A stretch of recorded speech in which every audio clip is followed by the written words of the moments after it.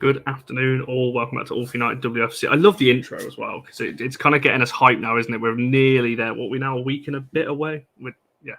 10 days or so, 10 plus days, whatever, until the WSL starts. So obviously we're looking ahead to that. So today, all about signings. We're going to do a show next week on expectations as a whole, talk about the squad as a whole. We're going to do a predicted 11. No, we're not. We're going to do a best 11 a bit later on with the new signs integrated, not a predicted one.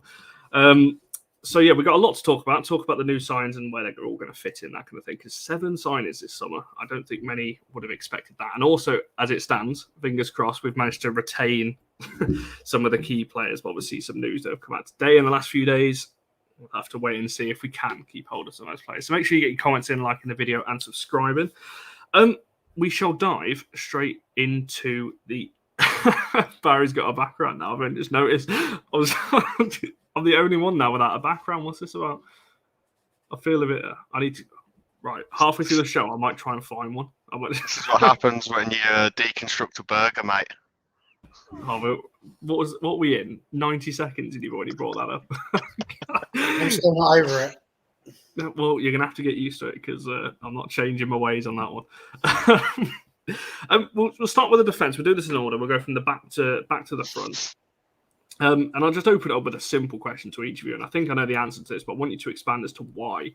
Have we improved our backline with the 2 signings that we've made? And what are the reasons as to why? And we'll go in order of how it's on screen. So Charlie, you go first now.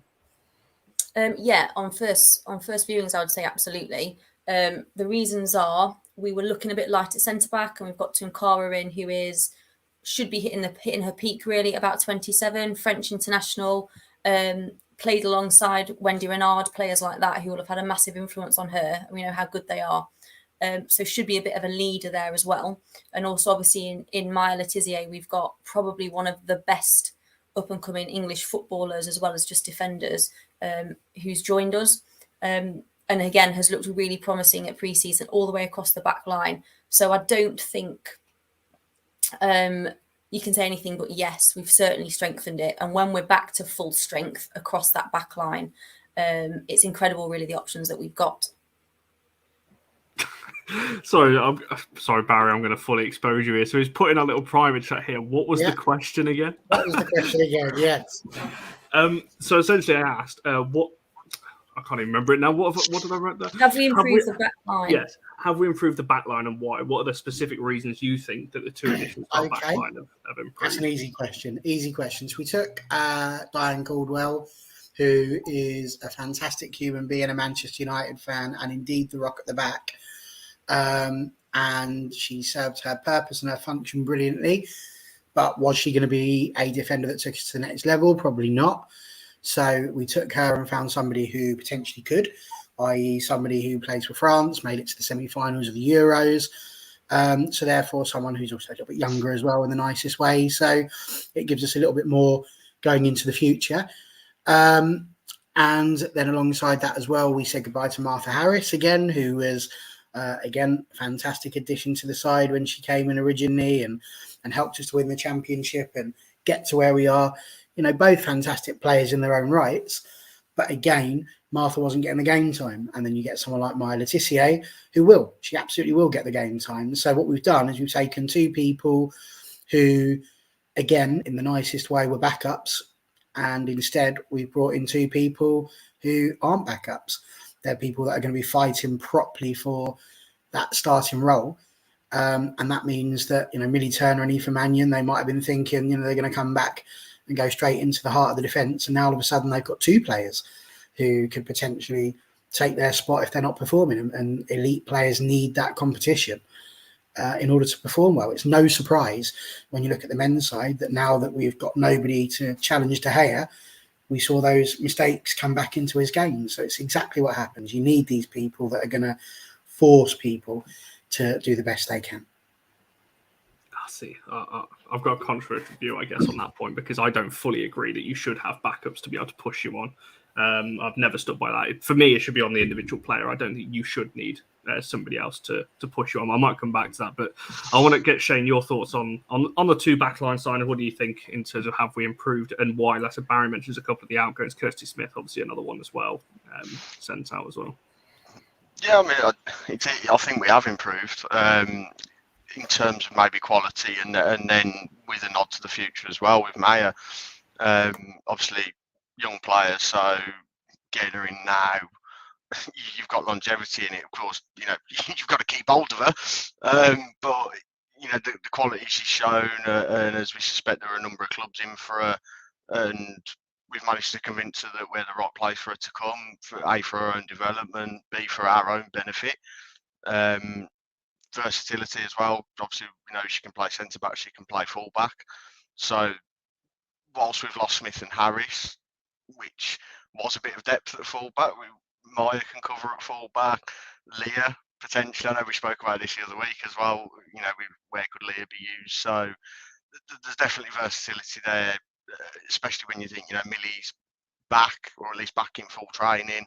We've got Aoife to come back as well later in the season. So there's quality there. Tounkara, her experience I think is going to be invaluable, especially playing in Europe as well. That's a key word. I think we're going to use for a lot of this. Well, two actually, versatility and experience, because I think that's when you look at all the signs, bar maybe Clinton, I think that's kind of what we see with most of our signings. Sticking with the defence, obviously looking at Maya there now, she's obviously played twice at centre back. Three times if you count yesterday's pre-season game. Slightly obviously slotted in later on in the game, but predominantly obviously a fullback there.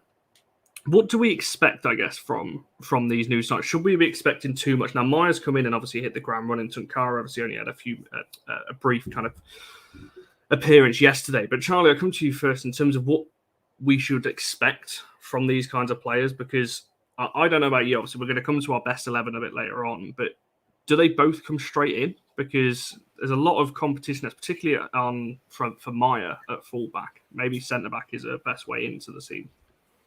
I think Maya should come straight in. There's sometimes a bit of an argument, is there, if a player's new to the league or hasn't experienced it before, maybe the physicality of it or the pace of it. But Maya's been starting for Brighton the last 2 seasons, pretty much. She's played every game, and she's been their standout player. And she's had all sorts of players in her pocket by the end of the game. So I think there's no reason to hold her back. Like with Tounkara as well. Yes, she's not played in the English league, but she is a French international who's been playing at a really high level in Spain for an incredibly long time. I'm still sceptical as to whether she will come straight in, but only because of the fact that she's only just joined them. That's the first minute she's played since the Euros, even though she'd had a slightly longer rest. So we think there was a bit of a niggle there. However, so I expect Thor to start, which probably means... although maybe not, I don't know. Millie started, didn't she, against Everton? Do you think maybe it all depends on that, doesn't it? I would, if Millie's not ready, I would expect Maya to come in at centre back. But best case scenario for me is that she doesn't, and she plays at full back, and you've got Tounkara and Millie playing at centre back. It's an interesting shout, because I didn't really think about obviously Millie coming back yesterday. Obviously, I know it was a big thing yesterday, but yeah, when you're looking ahead to the season, if Maya is going to start, where's that going to be? Yeah, a lot of questions. We're going to obviously get to that one. Look at for me, if Millie's fit, she has to play. I think she's an incredible footballer. We probably didn't. She was just always really good, wasn't she? And I think it wasn't until she was out injured. As she had a bit of an injury at the start of the season last season, she actually missed a few games, and then she came back in, and it just changed completely how we played, having her and Mannion together. And then she went out again, and you saw the impact that had. So I think if she's fit, she has to come in. And then it's just whether Tounkara's fit and match ready as well. But the only way she's going to become match sharp is if she gets minutes. So maybe as soon as she's ready, she has to play.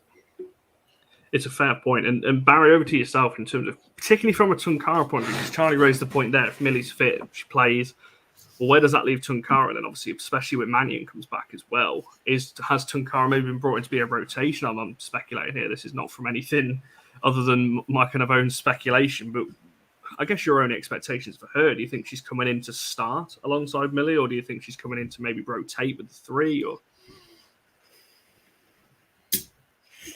wow, I think you got me mixed up with Marc Skinner there. I don't really know how you expect me to answer that question, because I don't know. I wasn't involved in the signing on process. I'm not one of those people. But from a personal point of view, if it was me signing for the club, you're going to want some sort of assurance as to how often you think you're going to play.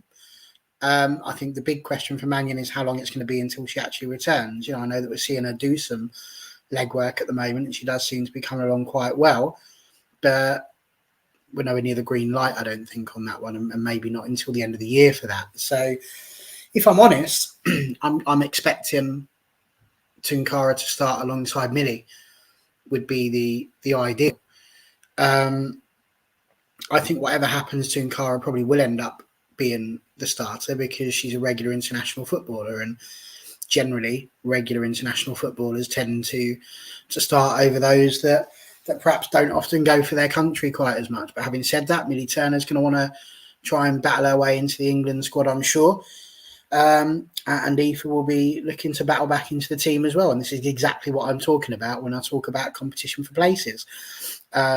So, you can shake your beautifully coiffured hair at me as much as you like, but it will not change the fact that footballers do respond to having competition. And if they can't respond to having competition, then it's not the place or the game for you, because that's how it works, unfortunately. You have to battle for your places. If you're just giving your places, what are you fighting for? Nothing. And that's when you end up with mediocrity. Facts. No, it's a fair point. You said you're not Marc Skinner. Well, we'll ask the person who's got the closest accent to Marc Skinner in Shane, because you've probably got the closest resemblance, I think, in terms of accent. But what do you think on that conversation around Tounkara in particular then? Because as obviously you've watched the side as well for a few years, obviously Millie Turner, we all know the quality she's got, obviously coming back into the side. If Aoife comes back, where do you kind of see Tounkara's position in this squad? I kind of agree with Charlie, really. It's Millie's a sure starter. If Millie's fit, she's got to play for me. So it's all about who's going to partner her. She did have that little injury blip at the start of last season, came back from it, partnered Aoife primarily for quite a period, I think. And, this freak injury, we'll call it, really set us back, and it really showed. So, Millie and Aoife had a really good understanding on the pitch. I think they were a solid partnership.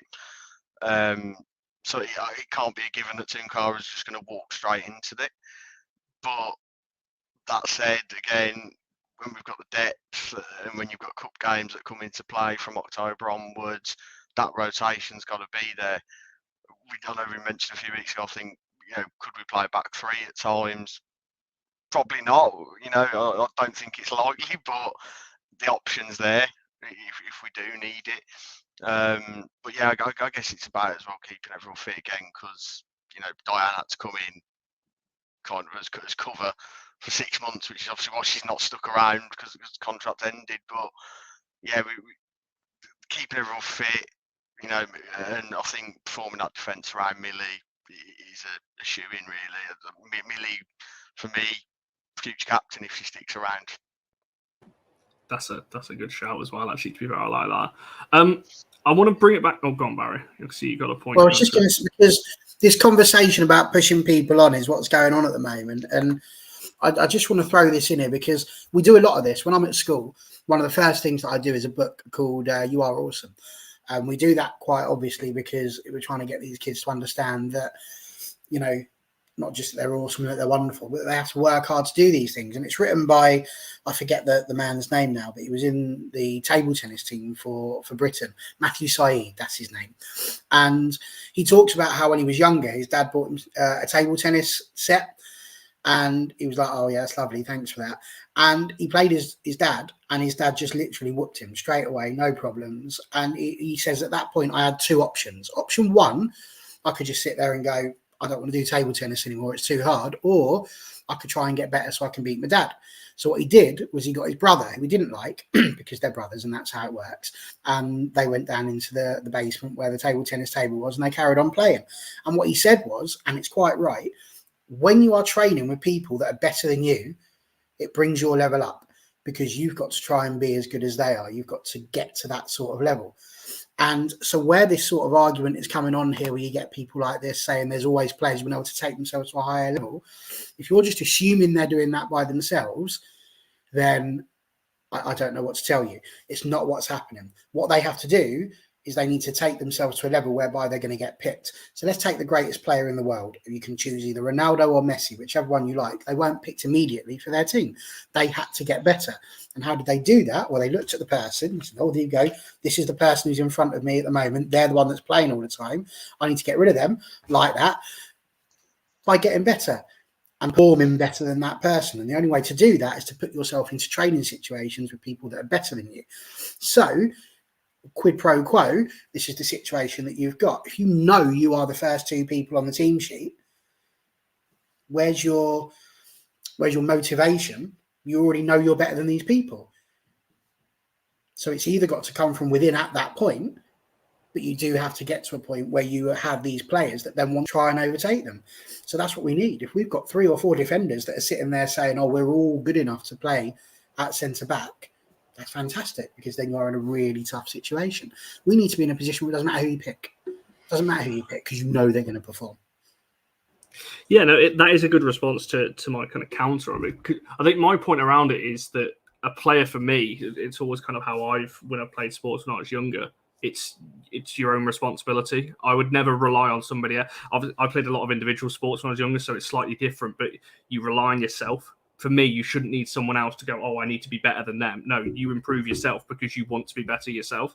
That's always how I've looked at it. But I can see your point of view where you're saying you can get a little bit complacent if you're saying, well, I'm better than these, so I don't need to try as hard, maybe to get into the 11. 100% right. But if you're improving yourself, you're improving yourself for.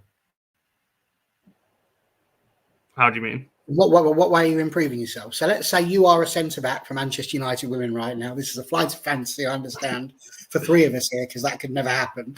But there you are. You're the centre-back of Manchester United. I've just come in. I'm one of the new signings.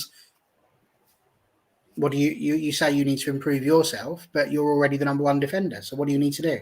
How do you improve yourself better than you work on your weaknesses, don't you? That's my point. What are your weaknesses? And that's my point. Your weaknesses only get exposed by people being in around you that are of a higher quality. That's how you find them. I don't really have a counter argument to that. Shane, Charlie, someone jump in on this, because I don't really have too much. I get your point, I do, but I think for me, like I said, you look at your own weaknesses and you improve on that. If I know I'm bad at something, you go and work on that. I shouldn't need someone else to go, oh, you're bad at that. Go and work on it. You should, for me, you notice it yourself. I suppose what there is now, and obviously you don't want players to be fearing all the time, so fearing like failure. But I suppose what we have now is a consequence for poor performance, I suppose. And the consequence is you might lose your place. And not that I would ever want a manager to just come in and go, you were shit one game. Oh, sorry, you were rubbish one game. Off you go, next person in, because that's not how it works. If players have a bad game or a bad half, and they shouldn't be judged on one performance. But I suppose now, where I agree with Barry, is there are now, like we said, with Galton, like probably going to see it with Hansen. I think Galton's like last season had a slow start, and perhaps if that happens this season, well, we've got a Spanish international, we've got a Lioness Euros winner, we've got a Canadian Olympic gold medalist. They're waiting. So slow, taking 4 or 5 games to find form, particularly when there's so few games, I think that should have an impact, potentially. No, all fair points. I don't know what, Shane, have you got anything else to add on this little debate? I'm with both of them, mate.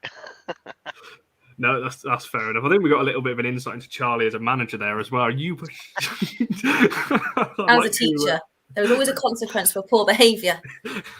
I'd like to see you on the touchline, Charlie. No gold stars for you. So no, I do agree with that. But what's his comment saying? Any comments on the route? I'd just say keep an eye on it. I think is the thing to say on this at the moment. Some people are going to tell you no. Some people are going to say yes. Some people are going to sit on the fence. I think it just depends on who you believe and that kind of thing. So I'd just keep an eye on it. There's a couple of weeks left of the window. It might happen. I think the interest is definitely there, but I think it's just one to keep an eye on. I'd be surprised if United let a key player go this late into the window, personally. But it depends how much Jackie wants to leave. If she's adamant she wants to go, we might let her go. I want to move, speaking of midfield, then we'll move it on to the midfield. Obviously, there's only the one really to talk about. You could argue the attackers could play midfield if you want to look at it like that. But talk about Grace Clinton a little bit. Obviously, probably the one player I think we could argue. Me personally, don't know too much about. But when she did come on in the games that we've seen so far, it's been pretty excellent from what we've seen in pre-season so far. I guess the first question, I'll come to each of you on it. I don't quite know how much detail you want to go into this in terms of how often you would expect to see her next season, because she's played a decent amount in pre-season, I think, so far. She's obviously made a decent impact in the game she has played. So, Charlie, how often do you reckon would go in to see her next season, or how often do you expect to see her? I expect to see her crop up and get minutes in Conti Cup group games, I would imagine. I still think she'll get minutes here or there in the league, because I think we saw when she came on. Did she come on against PSG? Was it PSG, Shane, that she came on against? Yeah. It was, wasn't it? She was really bullish. Like, she got herself around and she caused all sorts of problems. So you look at her and you think she is someone that could come on and make things happen. Bit of youthful exuberance. A bit similar to what Carrie Jones had. But I think she's an exciting prospect, isn't she? Obviously, she's played at the England youth levels. And I think Everton were disappointed to have her go because they know what quality she has. But she's not going to be a starter. I think in a year or two she perhaps will be, because I think she's got an awful lot to offer. But yeah, Conti Cup group games. But then I think probably if it looks like that's a competition we could go on and win, you might see that change a bit, and you might see us revert to best 11, which she's probably not there yet. Well, she's only she turned 19 this year. I imagine she'll know. I don't imagine she's been signed and Mark's said, you're going to play every game. I can't imagine that's happened, because she's coming into a position where we're absolutely stacked as well at the moment. Everything crossed, we will be come the start of the season. So I don't think there'll be issues with unhappiness or unrest because she thinks she should be starting. She'll know what her role is. But like Serena Weigman says, you know what your role is within the squad, and she will know she's a squad player. And I'm sure at any point when she's called upon, she'll do a really good job. No, 100%. There's a couple of comments talking about the men's transfers at the moment. If you want to check out obviously we're going to be doing a show, not we, but us personally, but there is a show on the men's channel at 9:00 talking about obviously Anthony Dubravka as well. That's looking like it's got over the line, and there obviously is a lot of talk that is the end of the window. But yeah, if you want to talk about the men's transfers and all those kind of things, check out the All for United channel at 9:00. There is a show on all of that. Back to the women's transfer. Shane just had a costume change. Sorry. I was just thinking that. I thought he's got a bit darker. Down the sun's. Oh, right. Okay. sun's Sorry. shining Top's completely changed colour. No, it's fine then. I did just think that. I thought, I don't know whether he's like opened the curtain or like, or you just quickly got off camera and quick change. Don't say. Oh, there we are. But yeah, back to the midfield from a United women's point of view. Barry, Grace Clinton, and where do you kind of see it? Charlie mentioned the Conti games. I don't know. I think we might see it more than maybe we'd expect. Gareth's put a comment in. Just pop up Gareth's comment. Sorry, Barry. Female Wiles cutting you off. That's what I think. That's what I think we'll get from her. 100%. But if Jackie Gronin leaves, then I would say a lot more than we were expecting would be the answer to that question. If Jackie stays, then it'll be what Gareth says. I was really impressed with how she played when she came on against PSG. Really, really impressed. She just got in amongst it, didn't muck about, went in for tackles. She was good on the ball. She was good off the ball. She was making runs. She was able to pick out a pass. I think she had some really good things done for her there. And when you consider, like you said, her age, that's only going to bode well for the future. I've always believed that if you're good enough, you're old enough. So I'm not really fussed whether she's 19 or 29. I'm just fussed about what she brings to the team. And if she plays in the way that she did against PSG, then I've got zero problems with her coming on to replace somebody else that's already in the team. So I can't imagine there's going to be too many starts. Like I say, I think they probably will be in the Conti Cup, as we've said already. So that's a good place, good proving ground for new signings and the youngsters specifically. But I think a brilliant player and someone who I'm really looking forward to seeing more of as the matches and years goes by. Shane, what's your thoughts on the Clinton side? Because obviously you've the one person out of this panel that obviously has seen her live and sort of glimpses of it there. What have you, I guess, made of her in pre-season, but also how much you expect to see of her going into the new season as well? first thought is she seems very motivated. She seems very keen to impress, and which is why I don't want to necessarily say she won't be a starter. I think she probably will be coming off the bench more often than not, but I look back to the championship season, and that's what happened with Tooney quite a bit. She played almost every game that season, but was coming off the bench for the last 5 minutes in the vast majority of them, except against Leicester, where obviously she just score 25 times a game or something like that. No, Clinton, yeah, very motivated. I think dogmatic is probably the right expression to use when she's on the pitch. Kind of, and this is probably influenced by where she's from, but she kind of reminds me of Rooney a little bit.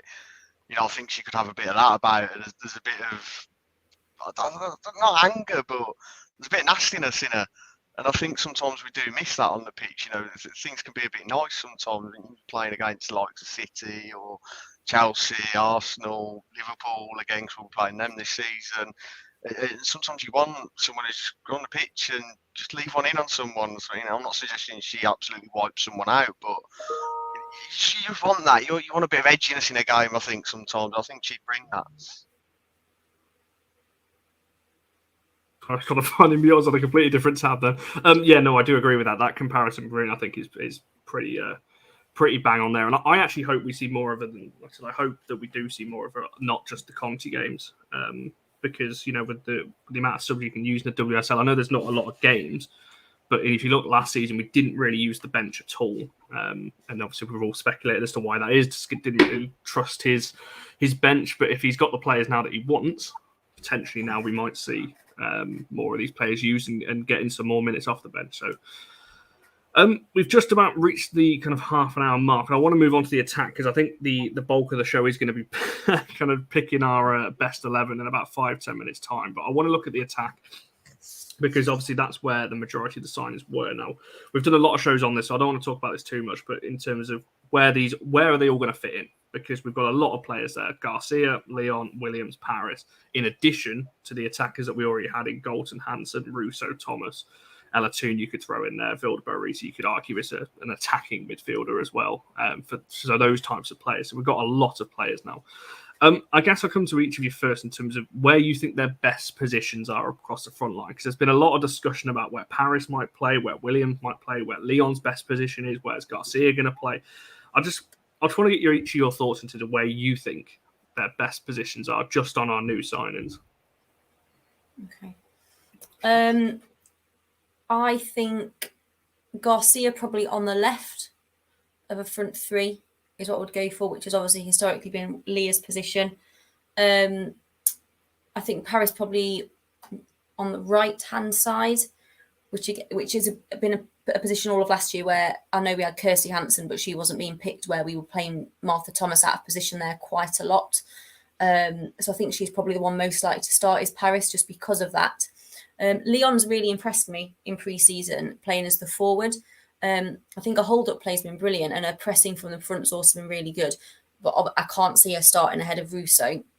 But I know she can play a bit as the 10 as well. But again, we've got Tooney there. So there's lots of positions that you think probably they're going to struggle to get into them. And like William is a striker, but she hasn't even been on the bench, I don't think, in pre-season at all. I don't think she's even been on the bench for games. So unless she's injured, might have been against Bayern. Was she made on the bench then? Yeah. But I mean, obviously she's best as the 9. No, she's not. She's best as the 9, but she's not had a sniff. So I think from what we've seen, Leon as the striker, as the lone striker, and then but Parris can play there as well. Parris on the right, or she can also play down the middle. But again, I can't see that happening as long as Russo's there. And I'd probably put Leon ahead of her there as well, based on what we've seen in pre-season. I can only probably see one of them starting. Which one that will be, I do not know. But I just feel like Galton and Russo are probably nailed down to start as long as Russo's match fit when she comes back from yet another international break before the season started. So I think there's probably only one position to play for there on the right-hand side, which maybe makes me think that Garcia won't start, which is maybe a shame. We might obviously going to have that discussion in a second when we pick our 11. Vincent, I see your comment about kind of strongest or weakest sign. I'm going to come back to that in a second, just after we've wrapped up this talk about the attacking line as a whole. But Barry, your thoughts on this? Where do you think their best positions are across the front line? Wherever they're doing really well in training, which would be really helpful if I could watch and see. I suppose based on what I've seen, using my own little beady eyes. Obviously, Leon appears more than anything to have been central. So I wonder if she's going to be fighting Russo for that focal point at the front. Parris is obviously a right midfielder. That's where we've seen her play. I was actually scratching my head throughout most of what Charlie was saying, trying to work out if at the end of the game against Everton, I felt like Martha Thomas was down the left for a bit there.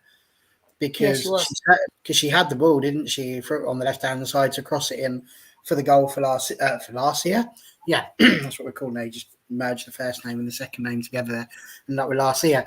So Garcia slid in to score the goal, or skull, as we could call that. So, I think that's where you could potentially... It's going to be fluid, mate. You know, you can sit here and... I don't say that to be awkward or to just make stuff up, but they are going to be moving around like a line dancing trio. You know, I don't think they're going to be particularly in one spot.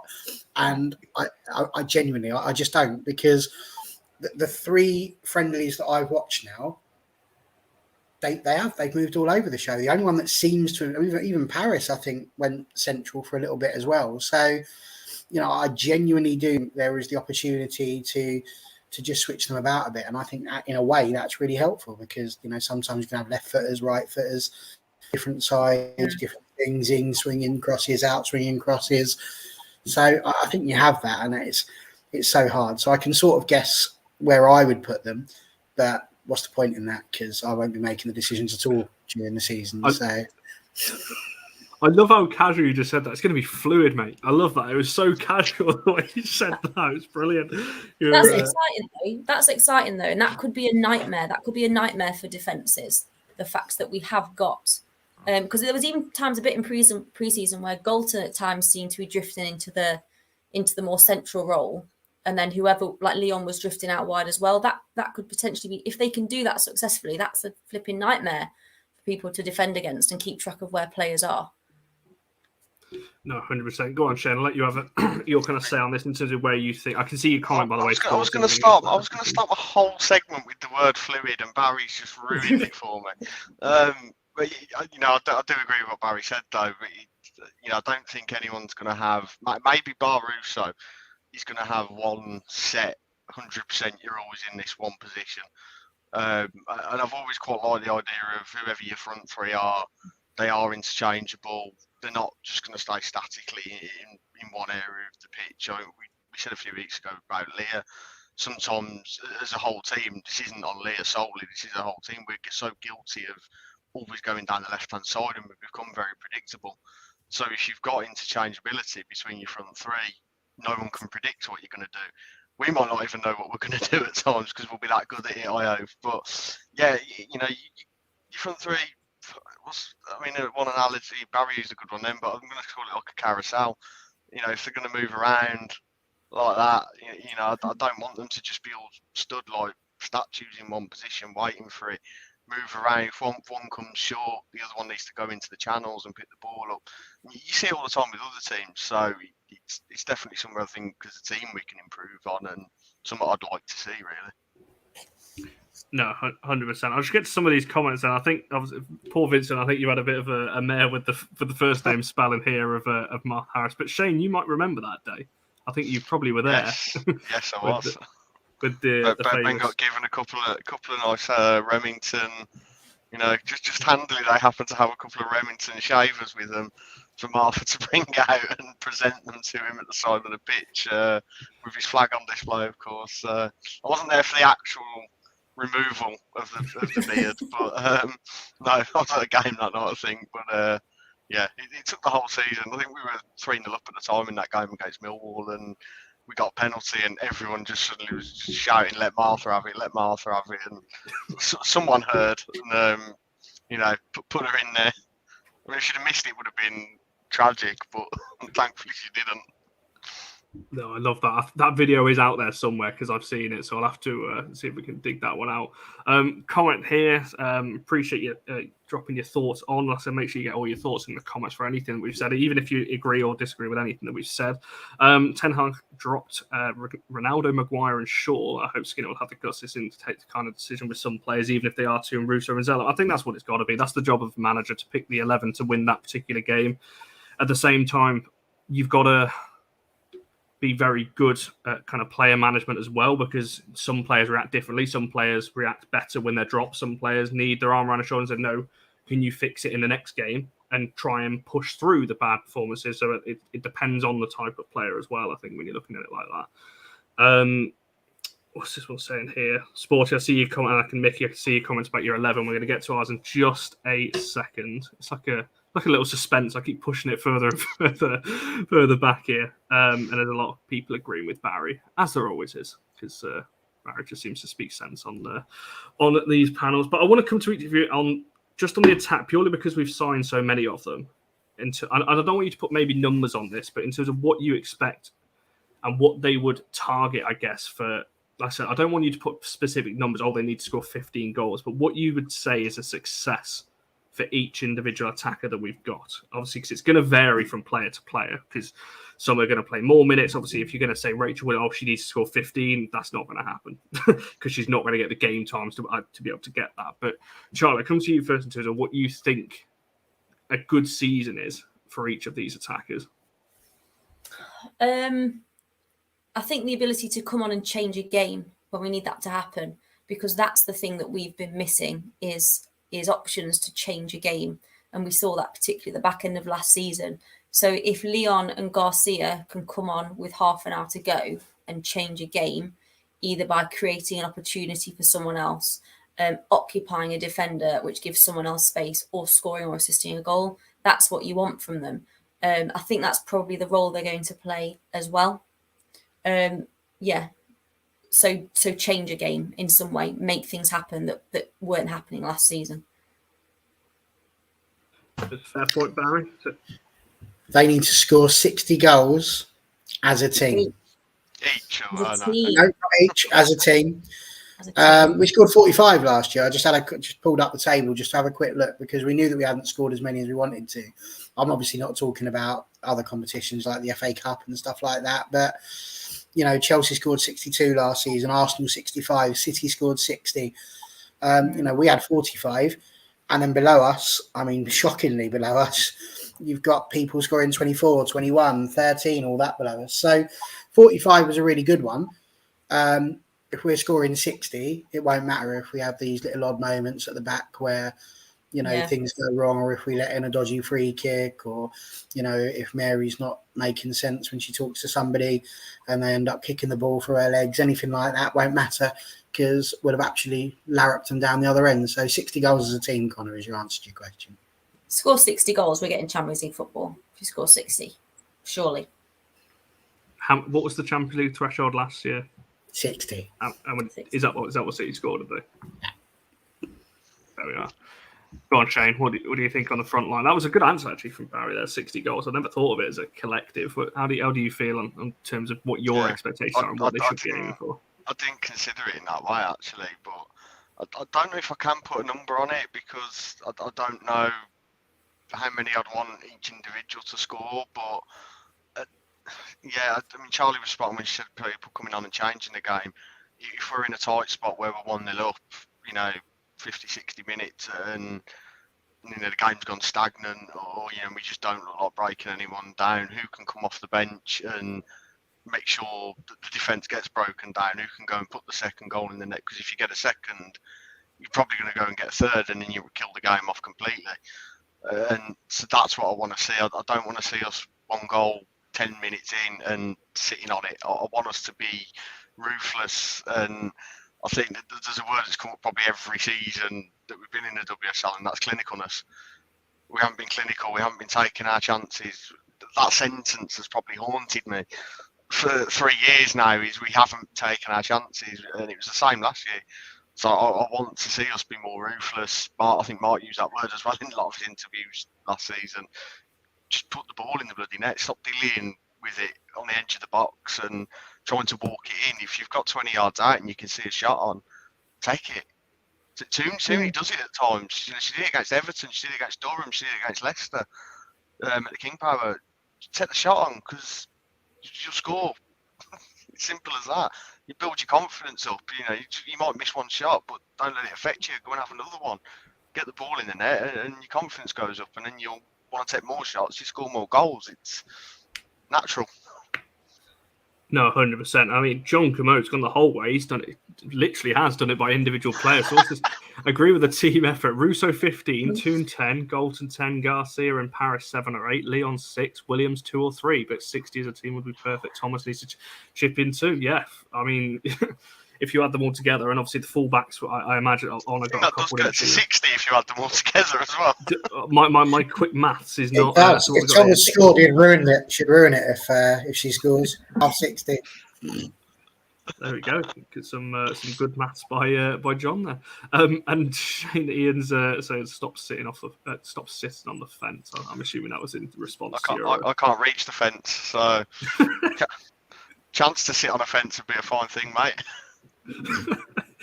And Deb's coming for you now as well. He's not wearing a cap. I was waiting for someone to find this out. I was going to say, actually, I didn't even think about that. I was too fascinated by your background that you've got to even look at your hat.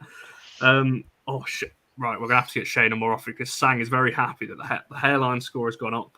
So you're helping us, which is good. Happy to help, mate. Happy to help. Zellum 3 or 4. I'd expect. What did Zellum get last season? 8 or 9, didn't she? In the end, 5 goals, 5 assists. Was it in the league? WSL? Yeah. So yeah, 3 or 4. 3 of those from corners, in case anyone's forgotten. Mental. That. Mental. Sorry, Yeah, I was we reading. need to be scoring 5 goals directly from corners this season, which shows an improvement. Progression. Sorry, Sporty, I was reading this comment. If you wonder why I was just staring at the screen, is because I had to read this 3 or 4 times to understand the question. Not any fault of your own. It's been a long day. But just very quickly before we pick our 11, and so we want to jump on that in terms of, do you think the Lionesses may get eased in the early stages of the season to prevent them getting jaded post-Euro 22? No. Shane, That's too much of a risk. If they're going to be fit enough to go and play for England just before the season starts, they could start for us, as far as I'm concerned. 3 of them are our best players. Now, you can lose 1 or 2 games in the WSL and you're out of it. No. Yeah, I tend to agree with that. If it was outside of players, then maybe. But I think when you're looking at, especially at Russo, Toon, and Earps, we can't be leaving them out. So yeah, we'll go for that. What I do? Go on, Barry. You brought that comment up. Sang's getting involved here. You know, the Chelsea fans selling us all. There's only 16 likes and 31 people watching. So apparently you've got to hit that button. Don't push it like the Sugar Babes do. Hit it. I love your knowledge of girl bands. About You Now. Their song About You Now is class. Anyway. Ian might want to chat to you about girl bands, you know, Barry. Ian has good knowledge of girl bands as well, I think. Nice. What's he got then? Well, I'll let you and him sort that out. But... Yeah, I'm looking forward to seeing it in the comments. Come on, Ian. What's your girl bands? Go on, Ian. Very quickly before we bring up our 11. They'll come up. And I do apologise, Sang. It's there we are. Oh. You got Crikey. I've never heard of them. You got a very simple. 70 years. I've not. Don't know. Oh yeah, Little Mix, they're good. Do you know what? The year Little Mix won, when they were 20-1, I put a tenner on them to win. Won £200 just before Christmas. It's a lot of chocolate buttons. That's a lot of chocolate buttons. You're not kidding. More than you can imagine. Oh dear me, we do have some fun on these shows. Pop up James's comment there. That is a big shout. That'd be brilliant if that happens. We're winning the league. Let's be honest. Well, that happens. We'll be getting Champions League for sure. I'll be sure to bring that up on our WSL prediction show, WSL preview show. There's too many words. Rob will be livid. But Oh, we live in yeah, that. I'm definitely going to bring that up to Rob when we talk about Chelsea for the WSL. I knew Sam wouldn't be very happy with that one. Right, we will get to we're going to pick our best 11, I said, because we could pick predicted, but we all go for our best. We've got to agree. So if it's a 2 each split, someone's going to have to give and put that player in. So I'm just going to share my screen because we've used this little site before. Very exciting. I've gone. We put it in a 4-3-3 because we could go 4-2-3-1. We could go 4-4-2. We could go all these other formations, but 4-3-3 is the simplest one. You got your 2 wingers, you got your striker, you got your 3 midfielders. So we'll start And from to be the fair, back to the that's front. how they've set up in the pre-season friendlies, pretty much. Yeah. So Exactly. So we'll go for that. I think goalkeeper is going to be pretty nailed, unless anyone's going to throw an outsider in there. But I think we're all going to agree that it's Mary Earps that's slossing in net. Yes. Easy. carried. Nice. Is this if everyone did you say if this is everyone is fighting fit? Everyone. Yes. So 100%, we've got yeah, a best 11. fresh squad, start of the season, no injuries. It's our best 11 with the new signings integrated into this team. Mark's putting the outsider in there, but It's going to be difficult. She's not here. so It'll yeah, have to be Saf. I have to call her back from loan. could be quite Sir difficult. Alex Ferguson. I'm just going Crikey. to move on. We'll go to right back. This could be the tough one because if people want to get Maya in the team at fullback, is she going at right back? And we'll do the fullbacks together. Actually, we'll do the fullbacks together, right and left back, because I think if you're going to put Maya in, then Honor has to. For me, Honor has to play, which switches her to left back. But I'll let you all pick your 2 fullbacks, and we'll see if there's any combinations we can match up. Yeah, I would say if this is everyone fit, then it's got to be Maya and Honor. In which case, Maya's got to go at right back, hasn't she? Because that's her best position, and Honor goes to left back. For me, What Charlie said. I might have to throw the curveball in. I am Go a on, big then. fan of Hannah. I am a big fan of Hannah Blundell. So you go in And Hannah and Maya? I or think Hannah? what I will caveat this with is I haven't watched an awful lot of Maya. As much as she might have played for the last 2 years, if I'm watching in Brighton games because they're playing United, and I'm paying more attention to what our players are doing. So, in my defence, I'm more than happy to be proved wrong because she plays for us now. But purely based on what I've seen with my eyes and not watching everything going on, I'll vote for Hannah. I might get overruled though. Yeah, I'm not. I From think what I've Hannah's seen, too prone to like losing a red. But that might be because we see her all the time, so when it happens, we notice. Whereas when Maya had done it, we're less bothered. Who would you put in the mid? Like, who would you put in the middle then, Shane? Definitely Millie. Yeah, let's put Millie in Millie. as player 2 because that's where she plays, isn't it? Hang about. Is this a dictatorship? No, or was it stick Millie in? I think this is important. Well, no, because I might agree with Shane because I actually think, for me, from what I saw in pre-season, I actually quite like Maya at centre back, playing that diagonal kind of ball across, and then you've got your fast Honor and Hannah out wide. So, But even if you do put Maya in centre back, Connor, who's alongside her? it'd be Millie. Are we all going Millie? Is that a guarantee? Yeah, put Millie in as player 2 because she's the left side. It was Maya that played that diagonal ball to Martha Thomas, wasn't it? Yeah.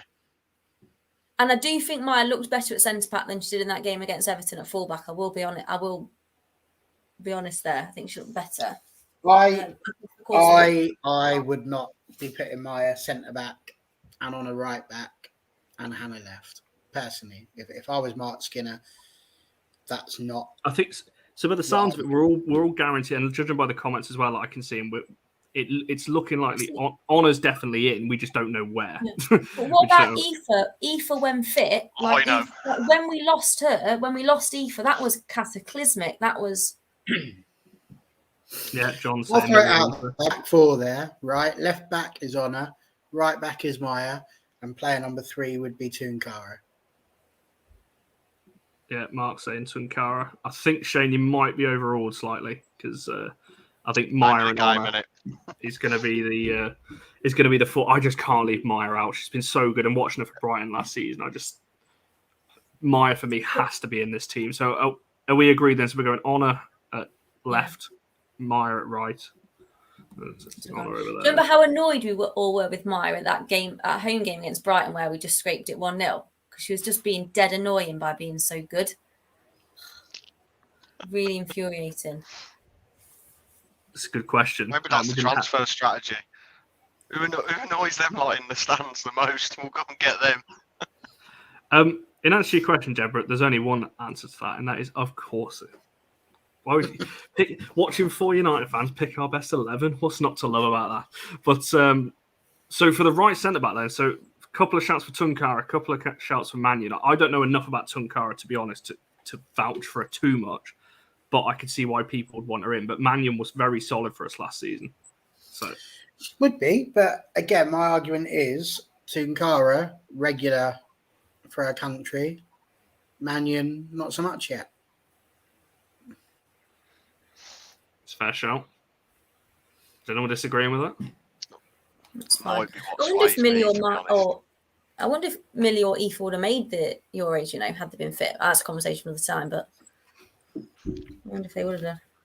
I don't. Yeah, do you know what? Deborah's just put.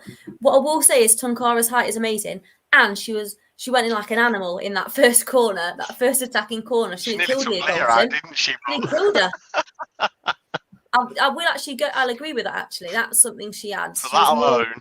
She was more aggressive in that attacking corner, like to try and win the ball than we've had before. Like the centre back never got the head on the ball in an attacking corner. And for me, I think if you've got Tounkara alongside Millie Turner, the height of both of them, the presence of them both, you've got You've got options in both boxes. Then I think that's what's swaying me a little bit. I'm in for that. So are we going Tounkara player 3? Is there any objections to that? No. Good for that then. As we've said, it can change. It can change because we know how many we've got. Yes, well done. Comment. Yeah. I'll pop it up whilst he's busy mucking about. There we go. The bang, more intense than the reflection on my head. Barry, tell him it should be a capital B, actually, because it's a proper noun with an apostrophe. I'm not going to have a go at Sang for his writing. He's perfectly free to take the mickey out. Barry's not that petty. It's absolutely fine. Because the last laugh will come for us when this first 11 defeats Chelsea for the title this year. And then all of that, I will be basking in the reflected glory of the Manchester United women's team. And that should reflect directly into his eyes while the tears stream from them. The king of petty. I love that. And Paul, it's fair shot. Aoife, that's not a combination that we thought of. That's a different kind of combination there. I think we have settled, though, that it is going to be Millie. Like I said, this is all subjective. This is literally just the 4 of us. I think what this does already, though, is prove the quality we've got in. Because if we're all, I know there's just 4 of us, but we're struggling to go 100% this one, and this one as a combination.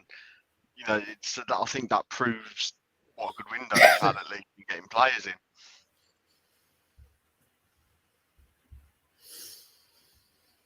She's both, is the answer to that question, Marty. As you hopefully have seen through the wonderful pre-season friendlies we've looked at. We've had that song about Honor Batcher, if you heard it. She plays on the left, she plays on the right. Well, for Maya, she plays on the right and centre back to Maya Le Tissier. She's coming for you.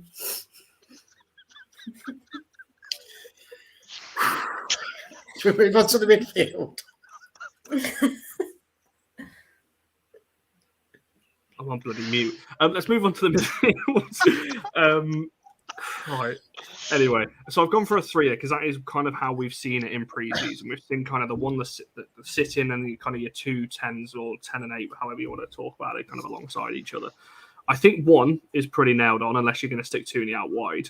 But I'm going to ask you for 3 names for your midfield 3, and let's see if we can pick some kind of combination in there. Go on, Charlotte. You go first on. I'm going Jackie, Zellum, Toon. On Barry. Jackie Zellum Toon. Hate this. first name is Hayley Ladd. I've got her Yeah. / Hayley Ladd. If you've got a DM, if that 6 there is a DM, that has to be Hayley Ladd for me. I think there was times last season where I think she was saying we were missing her on the pitch, and she came on every game she played. She was solid, and then she obviously had to fill in at centre back, so we didn't get to see her much in a natural role. But I think if you've got a DM, Hayley's always first on the sheet for me. So what's your other two then? Which, yeah, this is the problem. So Jackie, definitely. I don't know whether it's the formation swaying me, because in that formation I would be tempted, and I'm probably not going to get many fans with this, but I'd go Zellum. But if it was the 4-2-3-1, I'd probably be more inclined to pick Toon in the 10 role. I think so. In that case, are you leaving Tooney out? Yeah, I'm going to be locking my doors tonight, shutting the windows, boarding up. I'm sorry. It's been nice. It's been nice to know you all. Toon out. What? Yeah. Shane's taking this. Like I said, All United formation approach might be more throwing me a bit, but I could change the formation. As a DA, the problem it's between. I think because Katie can play 10. Is that better for? In which case, it's Hayley, Jackie, and Tooney for me. But so we've all said Jackie in. Yeah, put Jackie in for player 7, and then I've got Jackie with 3, Zellum with 3, Tooney with 3 now. Yeah, so it's those 3. See, I just had Zellum / Ladd, because obviously we're picking the best 11, aren't we? It's, obviously, if it would change depending on that. Like, I feel like with our back line looking so much stronger, we kind of had to look after him all the time last season. Like, it had to be. I said this. I think that's why Hayley was on the bench so much to begin with, was because of the injuries we had, and she was kind of being kept as a centre back cover option, which is why we didn't see her too much. But I do think she is the best DM that we have. Well, I'm happy to pop her in. See, I'm thinking that as well, but this is where if you have Ladd in as that extra cover there, it provides more opportunity for the fullbacks who we know are really good. The only way we have Ladd in is when we have the Christmas pantomime. Sorry, that's my Ladd in. I've got myself all mixed up. Oh no, it isn't. Oh yes, it is. Oh, I hate it. I agree, Mark. We don't need Ladd for every game, but this is where it's tough because I'm torn here because I want to get when we're talking about best 11. So let's say we're facing obviously the current Champions League winner Lyon right now, playing them tomorrow. Everyone's fit. Who do you pick? Because that is your best 11 because you're playing the best team. So that's kind of how I'll rephrase it. And for me, I don't think you need another way, right? We scored 45 goals last season, and 10 of those were thanks to Katie Zellum.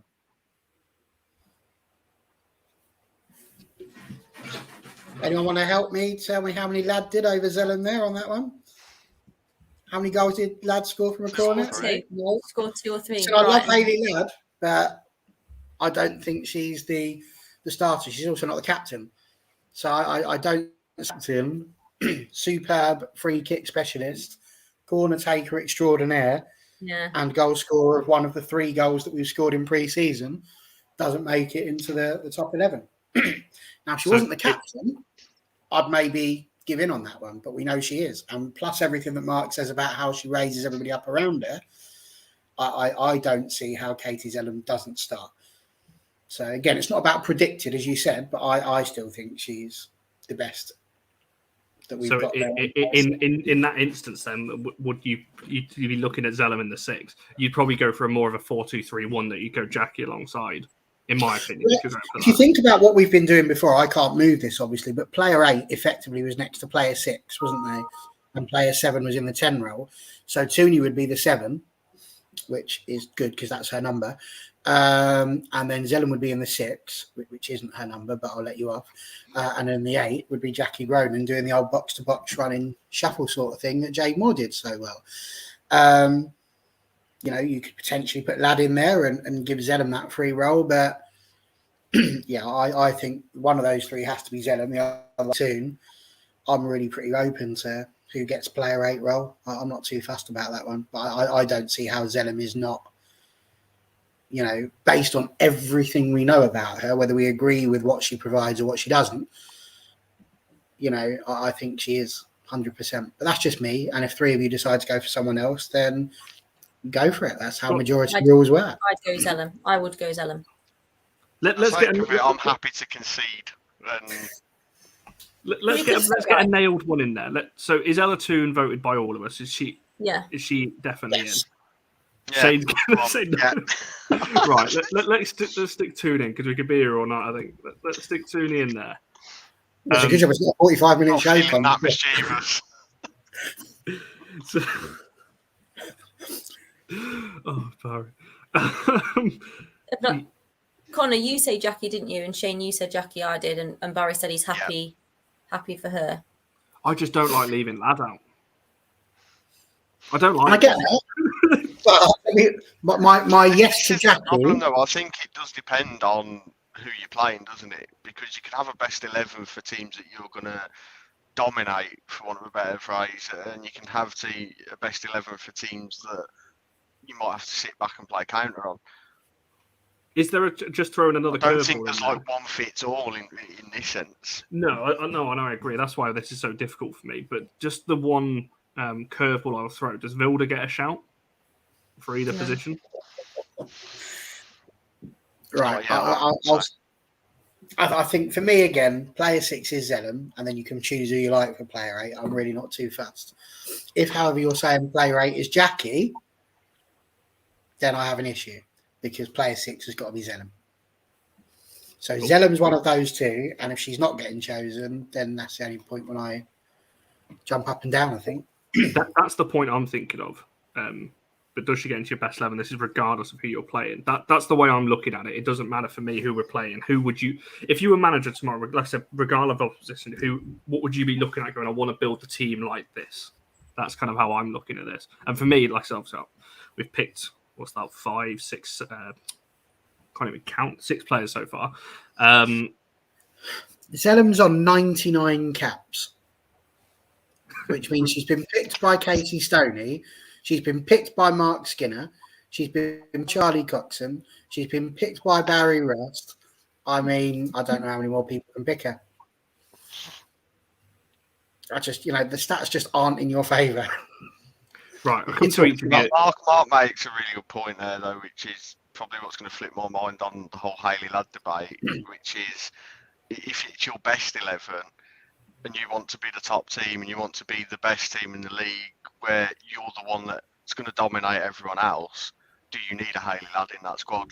Well, not in the squad, but in the starting 11 at least. So from that perspective, I can be swayed on that. Go on. I think you take Zelly off and bring Ladd on. Yeah. Go on. 2 names each, and we'll see who's got the majority. Charlie. Katie, Jackie. Vilda Borisa and Grace Clinton. I'm sorry. So Charlie, you've gone for who? Katie and Jackie, did you say? Yeah. All right. Jackie and Zellum. Snap. There we go. My vote don't count then because it's going to be those two regardless. So, yeah, it's so close. I don't like leaving Ladd out personally. I think for me, Ladd should be in that team. I just don't know where you fit her in. This is my issue. All through the season, we've said that though, haven't we, Connor? This is the problem. We've got now so many good players to choose from. There's going to be people, we're not even talking about the subs here, but there's going to be people when we turn up on a match day, we're going to rock up and go, where's this player? Why is this person not in the squad? So the debate's going to rage no matter where we put them. But, I still go, they're your top 2. That's the key point. This is just our opinions. And I appreciate everyone in the comments as well. There's some really good comments talking about this. This is a good little debate that we're having on what we think our best 11 is. And I think we're going to have the same thing here when we talk about our front 3. I think Sporty's put there, get Russo in that 11, it's no question. Is there a question about the starting? No. And obviously, I know it says 11 there, but starting 9. Anyone but Russo in the striker position? I think I'm Russo. Yeah, absolutely. I'm Russo. There's going to be Now the arguments. fun begins. No, there's going to be arguments made for other players, and I don't think anybody that's in our front seven at the moment stands out specifically as having all of the goals that we could potentially want. So for that reason, I'm going to go with Russo because she looks the most likely. She nearly got the golden boot. She was like third, wasn't she, or fourth in the ranking tables there. So yeah, I think Russo. And I like how you'd written that in before I finished saying it. So that was good. But yeah, obviously it was 3-1 anyway. So I've got Russo there. Yeah. So it's a debate on the wide players. Obviously on the left we've got Leah Galton that can play there. Parris, if you really want to put her out there, you could argue Garcia can go out there. Leon maybe. Obviously on the right we've got Hansen, you've got Parris, you've got Garcia. You can stick any number of players out there. Lucy Stan as well if you want to put her in this best 11. But this is going to be hard for me. I don't know on the right hand side. I'm stuck. But for me on the left, the right side's the one that's I'm with you, Connor. Leah's on the left for me.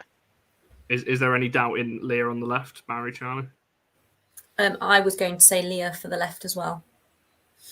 Well, in the 11 that I gave to John Foster MUFC on Twitter, I had put Leah Galton on the left, so I see no reason to deviate from that.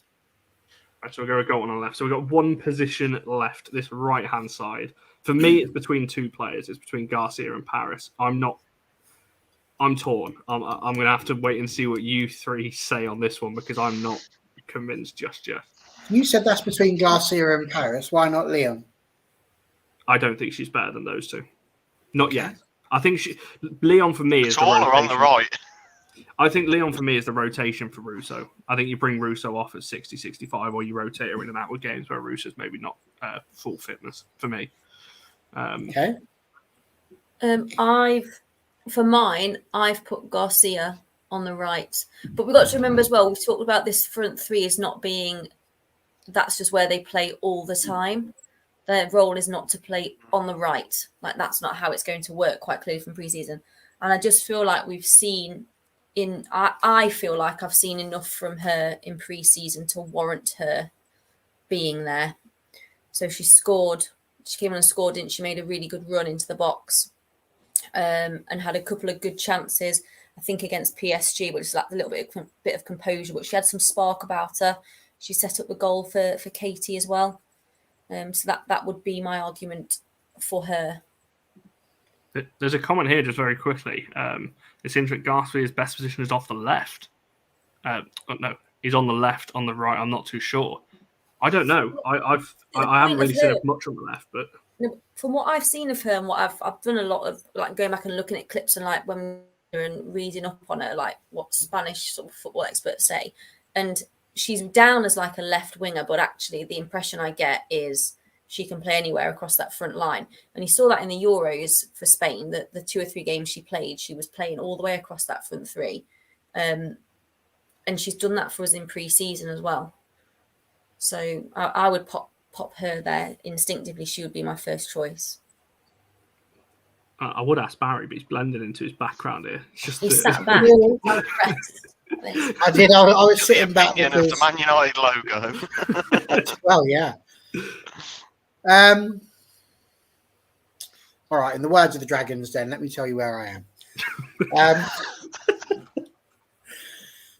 I has scored 63 goals in 161 games, and so therefore across our front line, she scored the most goals.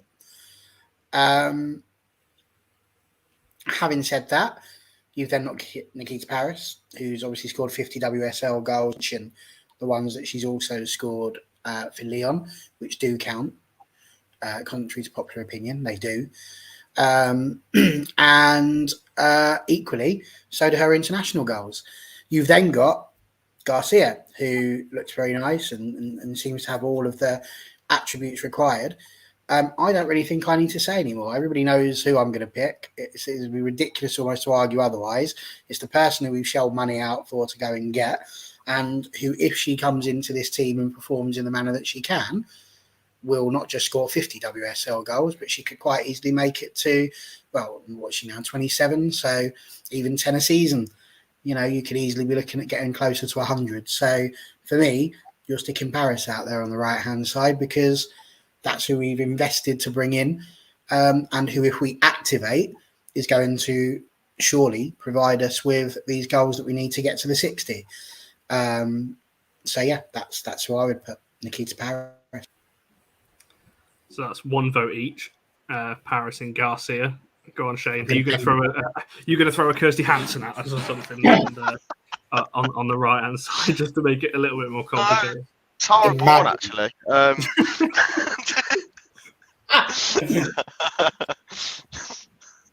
Sorry. No, I'm similar reasons to Barry. Really, I'm going to go for Parris. And again, it might be swayed more that I've just seen more of her than I have Garcia. I've only got the Euros to go on for Garcia, and obviously pre-season as well now. But Parris, of the small time that United Women have existed, I've seen much more of her than I have of Garcia in that time. So it's a swayed opinion, but because of that, I'll go Garcia. Parris, sorry. And I've just put this on a little private show. You guys are going to hate this because I'm going to make it a stalemate and go for Garcia. So someone's going to have to give. For the reasons, John... No, nobody has to give. This is the bit now. This is where you make your little poll. You put it there, Parris or Garcia. Let the people decide. Yeah. It's gone to deadlock. This is what happens in the X Factor. We've lost our power now because we can't agree amongst ourselves. So everybody knows it is 10 pence per vote.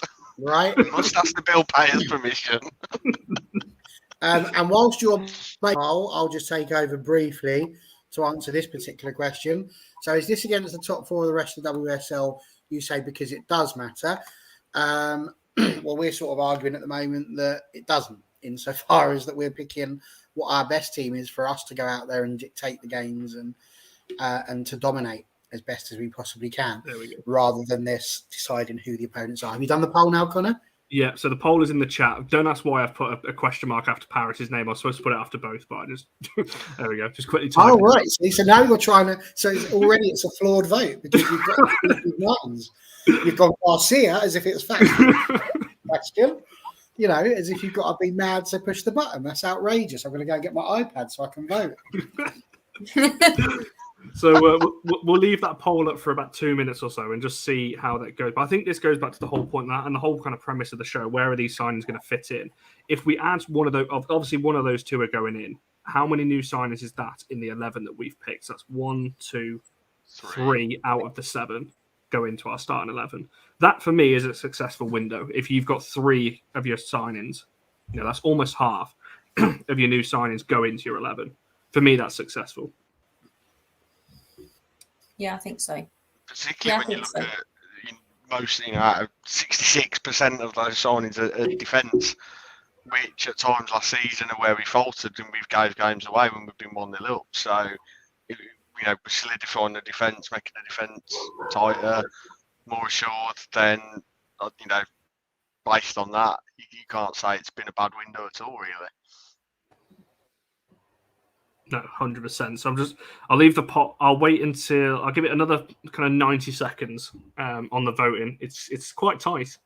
It's very tight. I hope this doesn't go to a 50-50 split. We'll be sticking a poll on Twitter and be here all night just waiting for an answer on this one. But I'll set the timer just so people don't think I'm just adding time to wait and see how the vote goes. So I'll set the stopwatch.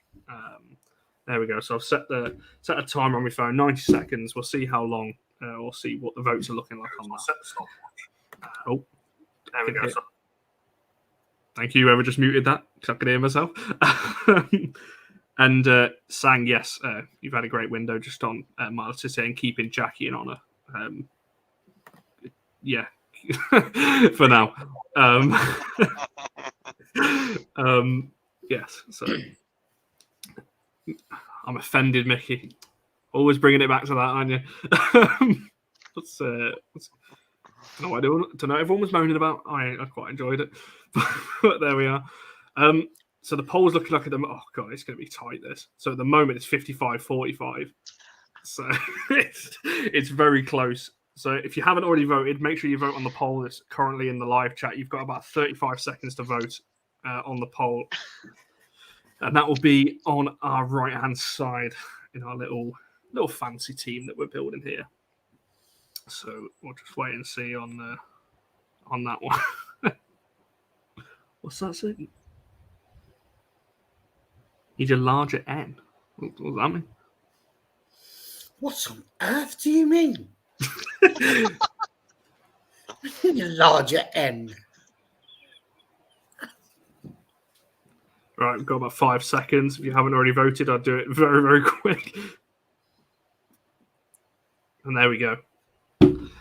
So just looking at it now, the poll's going even further in Garcia's favour, unfortunately, for the people that did vote Parris. It does look so 59% Garcia, 41% for Parris. So it's close. It's closer than I thought it was going to be. Which, again, as we've said throughout this show, I think shows the quality of players we got. And yes, Marty, you do need a larger number of people voting, but we have to do it on you guys that are in the chat right now, because otherwise we'd be here all night waiting for people to vote on this poll. But for now, we will stick Garcia on the right-hand side, but it was very close. And yes, It's your John, fault, Connor. here we go. The people you can't Yeah, argue who with did you vote for, John? Who did you vote for? you'll be calling for another vote. Recount. I think he clicked other. Other. I just want to know if he's allowed to stand next to me at Tottenham. That's all. Oh dear me. So that's our best 11, or what we obviously perceive to be our best 11. I think, like we said before, there's 3 new signings in there, and I think that's a pretty solid 11. I'll tweet this out in a second. Listen, if that was the team that was named against Spurs, I don't really think any of us would be sitting there going, I can't believe him. 100%. I'm getting fucking calls from rigging this now. What's going on here?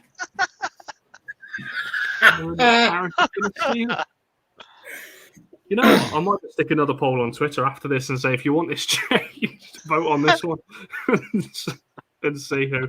I think, to be honest, you could ask 100 people and you'd get 50 saying one, 50 saying another. I think that's just... It'd make a good family fortunes question. Or pointless. That would be a good one. A pointless question. Which one would get 0? Who should play on the right-hand side? And name a player that's mentioned. Connor. I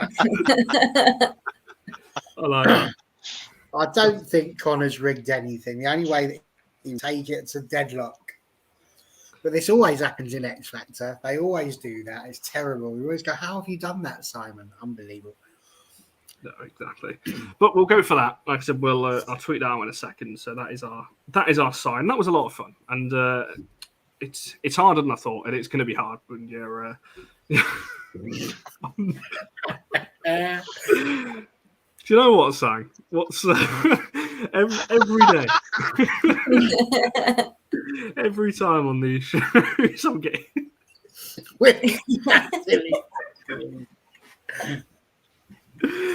He has to have his hair up like that, otherwise it will drop in his burger on his fork. If anyone doesn't get the reference, go and watch the watch long back from yesterday, and you will. There's nothing bad. It's just these guys taking the mick out of how I eat my burgers, which is nothing wrong with that. Right, we'll wrap it up there because we have gone slightly over. I said to these guys before we went live, we'll aim for a 45-minute show. Here we are, an hour and 20 minutes later. It's only what I expected. But it's been a good show. We've spoken about all the kind of new signs, where we think they're going to fit in, picked our best 11 and everything like that. When are we going to be back? I'm trying to think when our next show is now. We'll be back potentially Wednesday or Thursday. Just need to confirm a few details, talking about how our transfers stack up against our rivals and that kind of thing. So we're going to have a journalist and that kind of thing. I just need to confirm some of the details for that, but check out the Twitter for that. And then Barry will be back again on Friday, I believe. Yes, live from home.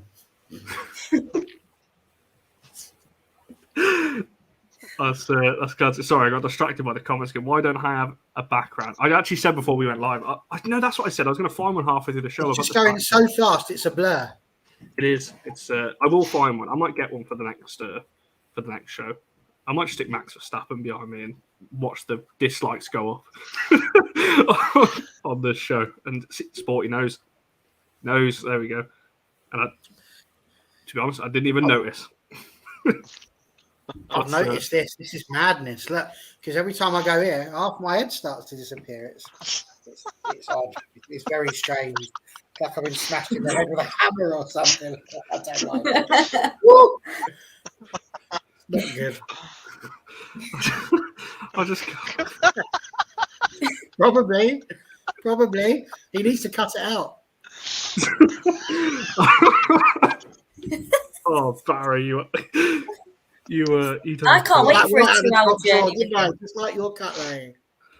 Literally. Good luck, Charlie, on the I can't wait for Thursday, this. Barry. I can't wait.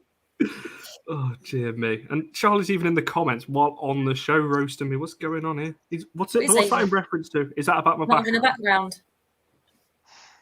Poor effort, laying the side down. Do you know what I do think about? You have too many You doors. would not get in the best starting 4 of this panel. This is the problem, Sam. I am now streaming in 8, but what you don't understand is I've got Marouane Fellaini here. Doesn't show up in the film, disappearing into the background. Deary me. Background FC. There we go. That's what we are now. We've got agendas on our backgrounds. Charlie, in answer to your question, too many doors. I've actually got 2 more doors over there as well. I've got a lot of doors. Are you in an escape room or something? No, it's like that Takeshi's Castle where they've got that running about and there's all those doors to run through, taken into different bits. But then there's one where you just fall into the water. But yeah, no, it's different cupboards. That's what it is, and then that's the door out of my. Christ, I'm going to lose this show if I haven't already. We killed Sang. That's unfortunate. We'll never get to see Chelsea lose the title. I know, Deborah, you've got a nice. Not Deborah, Marty, you've got a nice background when you come on shows as well. I quite like that one. But it may as well be. Trying to find my way around it, but anyway, we'll wrap this one up because we'll be all day talking about my background and doors and all kinds of different things. Like I said, we'll be back on Wednesday or Thursday, depending. That is Marty's back. Barry, at Marty's house. I was going to say you've transferred to Marty's house there. Yeah, well, I used to think that was Marty's house, you know. And then you said, I thought that's posh. He's got a grand bloody piano. What's great is you can see it at the moment on my screen. I'm just a black screen with a tiny circle. Very strange. Just very quickly, Barry, before we wrap up, just want to get me words out now. I've completely lost all composure on this show. Give a quick shout out to Predictions League. Also, we tweeted it the other day, what that entails and all things in between. If you can hear us. Sorry, what was the question? It's still a black screen. I kid you not. I'm looking at myself at the bottom. I can see me. It's just a black screen with a tiny circle. It's very strange. Did you ask me to talk about the Prediction League? Yeah, just very briefly what it is. Obviously, because we tweeted it the other day, and just what that is for people that weren't watching the show last week. Okay, well, basically, it's something we all need to beat Charlie at, because she is the queen of the predictions at the moment, or Quap. So she is the Jurgen Quap of the Predictions League. And I'm sorry. And yeah, basically, it's really good. You get the chance to predict what we've totally gone wrong. The opportunity. I can't control it. Come on. Ambry scene. Here we go. So you get to predict all of the WSL fixtures, starting obviously from September the 10th, when we shall face Spurs away. It's really very, very simple. If you predict correctly, listen, go to Twitter, type WFC, look for the picture with the rules in. That'll make life easier. That tells you how the points go. But basically, it's a really good game, something you can enjoy. And there's prizes, lots of prizes. You can win Connor's hair, Marty's house, You could win a trip to LSV with Charlie. There's so many things you could win. I think Connor's going to sign a football. That's going to be one of the prizes. There's going to be loads of stuff. So much. There's going to be Christmas giveaways. Literally, there's everything. So really all you need to do is just get in touch with All United WFC or DM me at OT as my church. We'll put you into the sign-ins. There's about 42, 43 people to beat. And there we go. That's literally what you need to do. I'm not going to look at any of you while I wrap this show up. Yes, Marty, there will be international variants of Charlie mute yourself because you're going to put me off while I try and wrap this show up. Yes, as John says there is a show on the men's channel at 9 o'clock talking about the new signings. As Deborah said there, anyone want a supporters club hat? £8. £8, I think. Was that right? £8 or 15 for 2? Is that what I heard? Well, if it wasn't, it is now because you've just said it. Well, it's not. I also said the 3 prizes for the prediction league, and it's not. Not exactly sorted. So don't believe anything I say. But yes, for what it's worth, you are right, Barry. Am I right? Yeah. Look at that. See, it happened again. I'm right again. Unreal. Look at that. Spot on, Barry. I can't remember where you go shopping, Connor, but important things. Look, I remember. There we go. So make sure you check that out. Make sure you're following these 3 as well as the supporters club as well. Like I said, it's always in the description of videos. I'm going to wrap this one up before I literally start crying of laughter because I'm going to have to clip this up when I watch it back. But thanks to everyone in the comments. Thanks for these 3 for joining us. But for now, we will see you on the next one.